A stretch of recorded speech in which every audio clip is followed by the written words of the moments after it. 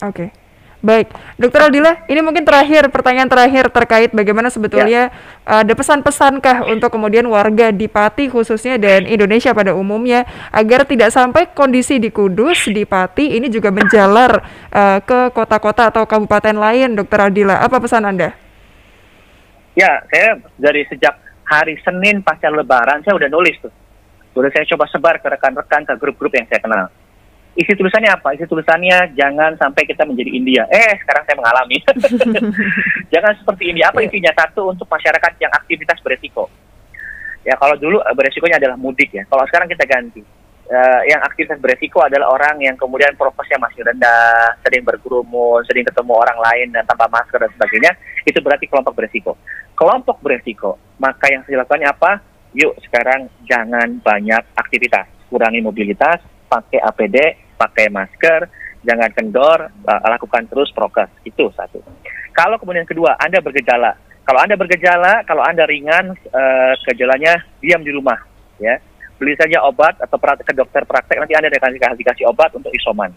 Kalau sedang, gejalanya sudah mulai sesak napas, Anda silakan datang ke rumah sakit. Tujuannya apa? Kalau yang ringan di rumah saja, karena masih baik kondisinya, supaya rumah sakit nggak penuh. Gitu. Itu yang pertama. Karena yang kedua, buat orang yang tidak beresiko terjangkit, yaitu orang yang ketat disiplin, jaga prokesnya, dia manage resikonya dengan baik dan sebagainya, maka bantu ajari orang lain yang nggak paham itu, tegur, ya, ingatkan, nasihati begitu. Lalu ingatkan kalau kemudian orang yang beresiko itu sakit batuk pilek, yang sesak napas, nah suruh dia ke rumah sakit terdekat agar supaya bisa ditangani, supaya tidak mengancam nyawanya dan seterusnya.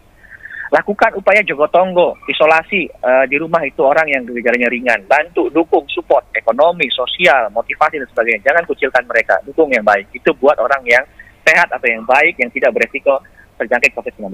Ya. Nah sekarang untuk pemerintah, dari mulai pusat ke desa. Yang di desa-desa, di kabupaten, lakukan isolasi mikro. Ya. Kalau sudah ada orang yang terjangkit, berikan dukungan, bantu ekonominya yang dibutuhkan dan sebagainya.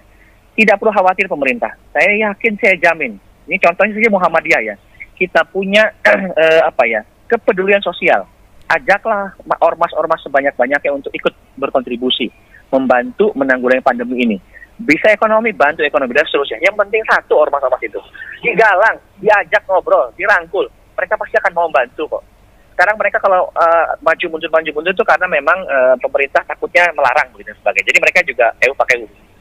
Nah kemudian kalau pemerintahnya agak luas, gubernur misalkan, atau pemerintah pusat, pesan kami satu di rumah sakit nih, tolong jaga ketersediaan dan stabilitas harga komoditi kesehatan, alkes, obat, APD, oksigen dan sebagainya. Tolong betul, pantau terus. Kalau oksigennya habis, tolong ada langkah-langkah extraordinary untuk menekan vendor, supplier untuk bisa meningkatkan supply-nya dan sebagainya.